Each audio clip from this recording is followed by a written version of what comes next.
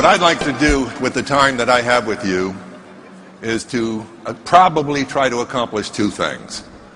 One, in 32 years, I've certainly been around the block in this industry.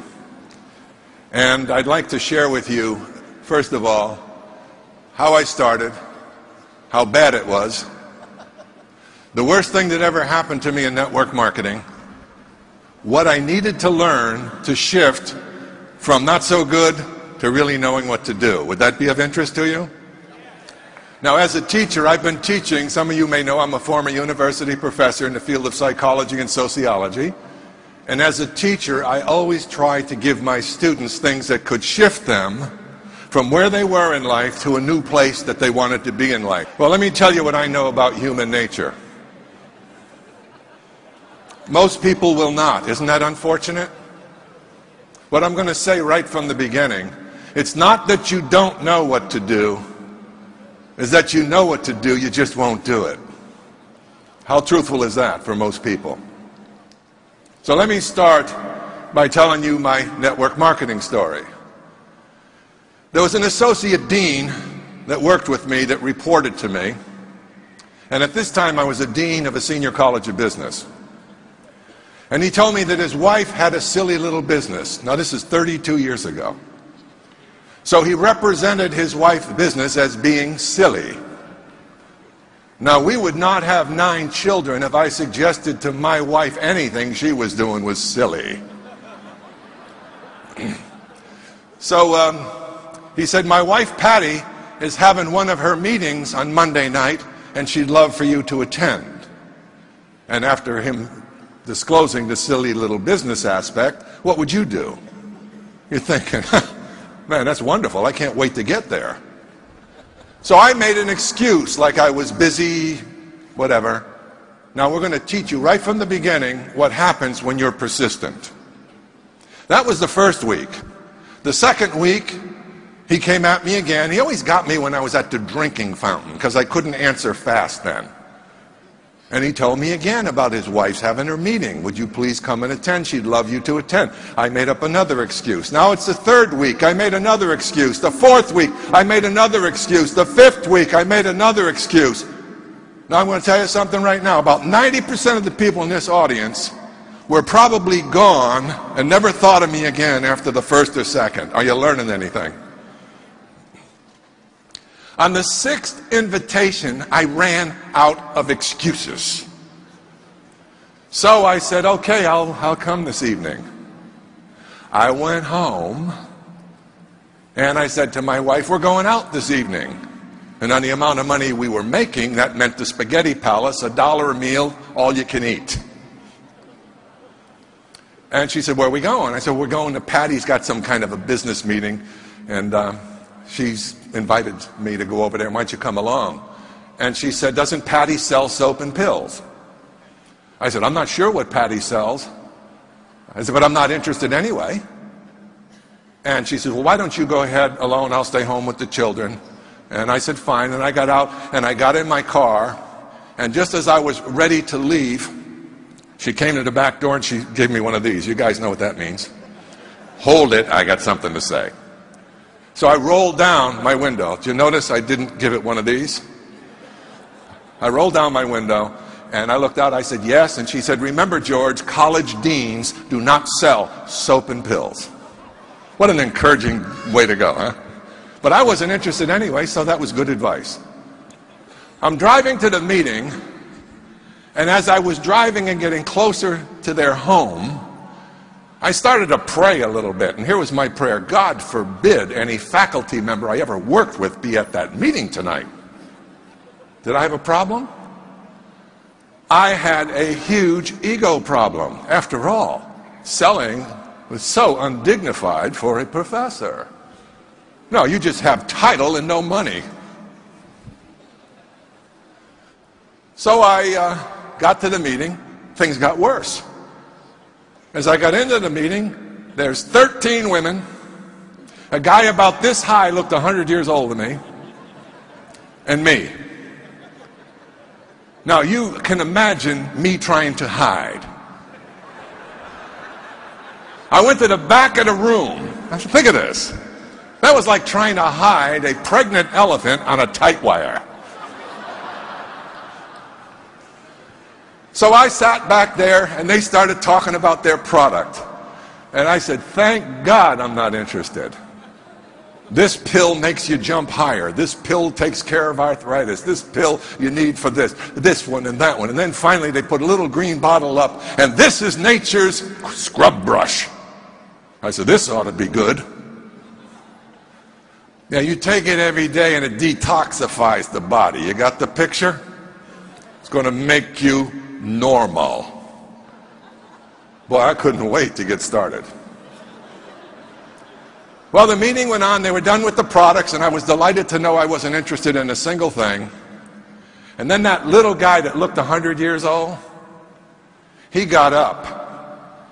And this man changed my life. He got up and he said, my name is Armand. I'm from Canada. I work in a factory in the United States for 35 years. And I make a brake shoe for automobile.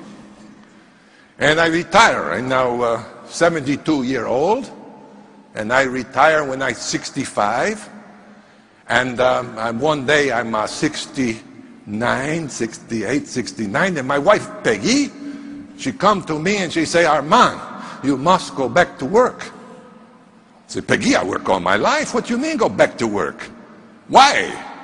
Because we are still alive and we are running out of money. That was a human interest story to me, and I kind of liked this guy. I didn't know what he was going to say next, but I kind of warmed up to the vulnerability of his story. And then he said, my wife, Peggy, and I, a friend called us to come see the network marketing, direct selling business. And they say, don't worry, Armand, if you cannot sell. This business will take anybody. And he says to his wife, Peggy, we are anybody? Let's go see. So I'm listening to him and I'm saying, it's pretty fascinating. I wonder where it's going. And then he said, my wife, Peggy, and I, we work as husband-wife team. Huh, Peggy? Peggy goes, yes, Armand. And today, 3 years later, we earn $10,000 a month. I almost fell off my chair. That was more than 3 times what I was earning, and it took me many years to qualify to earn it. The guy went to 5th year education, 5 years of formal schooling. He didn't speak the Queen's English. He was in a foreign country for him. He started a business at 69 years old. And at 72, he was earning 3 times a month more than I was. All of a sudden, whatever that stuff was on the counter that I didn't like, I was warming up just a bit. Well, I'm going to give you your PhD in network marketing right now if you're ready for it, because this is when he gave it to me. Are you ready for it? After the meeting ended, he went up to that table and he had 2 shopping bags, one inside another. This was the level of sophistication for $10,000 a month. And he started putting those products in those 2 bags.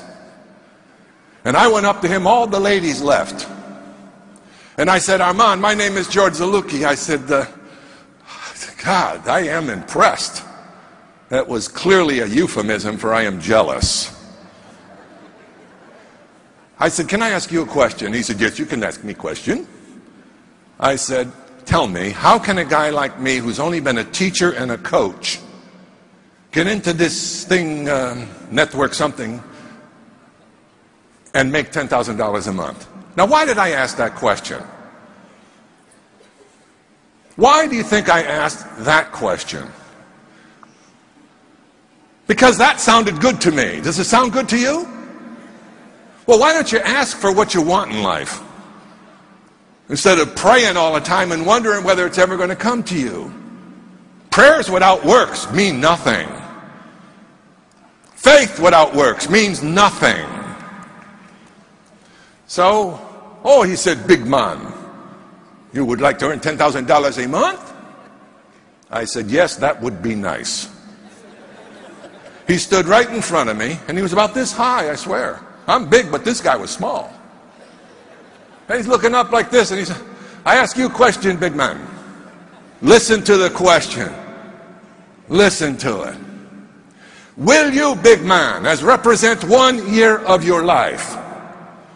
I don't care if you do full time or you do with your spare time.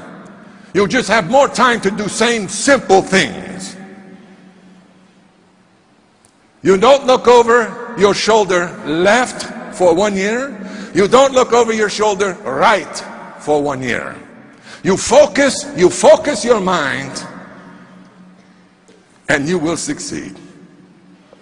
Can you do that? He said. And I answered like most people. I was not quite advanced at that point in how things really get done. So I said, well, I think I can do that. And here's what he did. Oh no, he said. Did I ask you, will you give 1 year of your life, no turn back effort, no look back left, no look back right, focus your mind? Did I ask you that question? By this time I'm getting a little irritated. I said, yes, you asked me that question. He said, then big man, you have yes or you have no. Now pick one. I said, yes, I'll do it. Now here's the best training I ever had in my life about success. What he said right now. Here's what he said. That's good, big man. I can teach you no more. Now I'm going to tell you something. If I walked off this stage right now and you understood the power of that man's instruction, you can do anything. The problem is, folks, we start something and we lose focus. We let the little minds in life take away the big dreams, don't we? The little voices that you have in you from your past failures, they keep chipping away at your will to persevere. Yes or no? You think it's any different for me? I've just learned you need to tell those people inside of you to shut up.